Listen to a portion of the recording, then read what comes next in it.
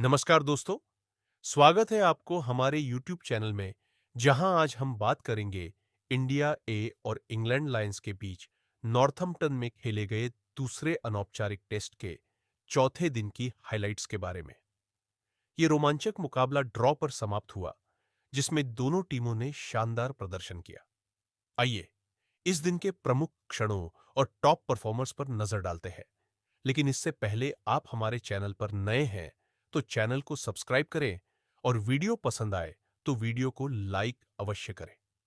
दोस्तों, इंडिया ए ने अपनी दूसरी पारी 92 ओवर में 7 विकेट पर 417 रन बनाकर घोषित की, जिससे इंग्लैंड लायंस को अंतिम सत्र में 439 रनों का मुश्किल लक्ष्य मिला। इंग्लैंड लायंस ने 11 ओवर में 32 रन पर 3 विकेट खो दिए और दोनों कप्तानों ने हाथ मिलाकर मैच ड्रॉ घोषित कर दिया। यह दूसरा अनौपचारिक टेस्ट था और पहला टेस्ट भी ड्रॉ पर खत्म हुआ था। इंडिया ए की बल्लेबाजी और गेंदबाजी में कई खिलाड़ियों ने प्रभावित किया, खासकर तनुष कोटियन और अंशुल कंबोज, जिन्होंने ऑलराउंड प्रदर्शन से सुर्खियां बटोरी। चौथे दिन की शुरुआत इंडिया ए ने 163/4 से की, जिसमें ध्रुव जुरैल और नीतीश कुमार रेड्डी क्रीज पर थे। इंडिया ए का कुल लीड 184 रन था। दिन का पहला सत्र चुनौतीपूर्ण रहा, क्योंकि इंग्लैंड लायंस के तेज गेंदबाजों ने स्विंग भरी परिस्थितियों का फायदा उठाया।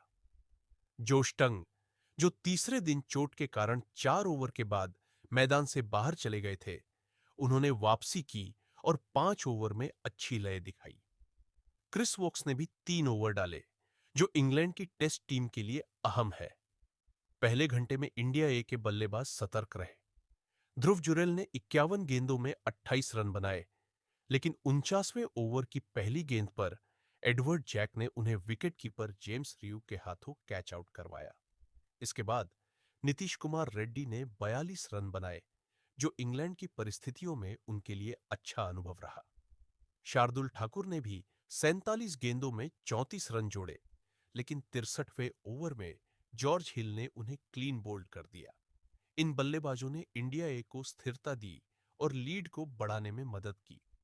दिन का सबसे बड़ा आकर्षण रहे तनुष कोटियन और अंशुल कंबोज की नाबाद 149 रनों की साझेदारी, जो इंडिया ए की 8वें विकेट के लिए रिकॉर्ड है।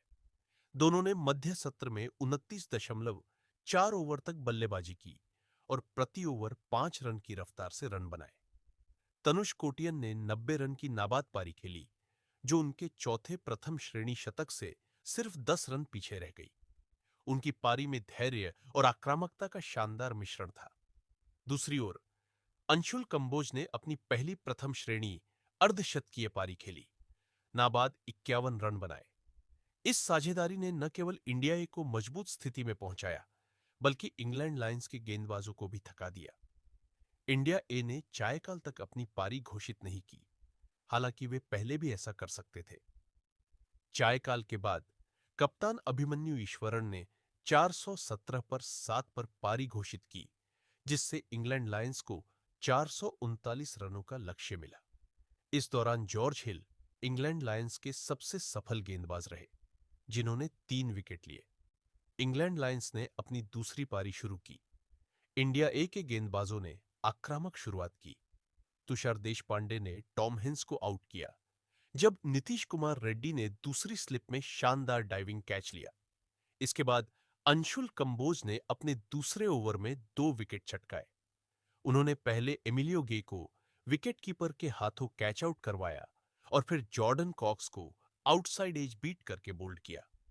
कंबोज ने 11 ओवर में 2 ओवर 6 के आंकड़े के साथ शानदार गेंदबाजी की। बेन मैक्किनी 16 रन बनाकर नाबाद रहे, लेकिन 32 ओवर पर 3 विकेट पर पहुंचने के बाद दोनों कप्तानों ने मैच ड्रॉ करने का फैसला किया। दोस्तों, बात करें टॉप परफॉर्मर्स की, तो तनुष कोटियन 90 रन की शानदार पारी खेली, जो इंडिया ए की दूसरी पारी का मुख्य आधार रही। उनकी तकनीक और धैर्य ने इंग्लैंड लायंस के गेंदबाजों को परेशान किया। अंशुल कंबोज नाबाद 51 रन और 2 ओवर में 6 रन के गेंदबाजी आंकड़े के साथ ऑलराउंड प्रदर्शन किया। उनकी पहली अर्धशतकीय पारी और तेज गेंदबाजी ने सभी का ध्यान खींचा। अभिमन्यु ईश्वरन कप्तान ने दूसरी पारी में 92 गेंदों में 80 रन बनाए, जो इंडिया ए की लीड बढ़ाने में महत्वपूर्ण रहे। केएल राहुल पहली पारी में 116 और दूसरी पारी में 51 रन बनाकर टेस्ट सीरीज से पहले अपनी फॉर्म साबित की। खलील अहमद पहली पारी में 4 ओवर पर 7 रन के साथ इंग्लैंड लायंस को 327 रनों पर समेटने में अहम भूमिका निभाई। जॉर्ज हिल इंग्लैंड लायंस के लिए 3 ओवर पर 6-4 के आंकड़े के साथ सबसे सफल गेंदबाज रहे। यह मैच इंडिया ए के लिए उपयोगी अभ्यास साबित हुआ, क्योंकि कई खिलाड़ियों ने इंग्लैंड की परिस्थितियों में अनुभव हासिल किया। खासकर कोटियन और कंबोज ने दिखाया कि वे भविष्य के लिए तैयार हैं। इंग्लैंड लायंस ने भी अच्छा प्रदर्शन किया, लेकिन इंडिया ए की बल्लेबाजी और गेंदबाजी ने उन्हें दबाव में रखा। अब इंडिया ए बेकेनहम में 13 से 16 जून तक सीनियर खिलाड़ियों के साथ 4 दिवसीय इंट्रा स्क्वाड मैच खेलेगी, जो इंग्लैंड के खिलाफ आगामी 5 टेस्ट मैचों की तैयारी के लिए अहम होगी। ये थी इंडिया ए बनाम इंग्लैंड लायंस दूसरे अनौपचारिक टेस्ट के चौथे दिन की हाइलाइट्स। अधिक क्रिकेट अपडेट्स के लिए बने रहे हमारे साथ। धन्यवाद।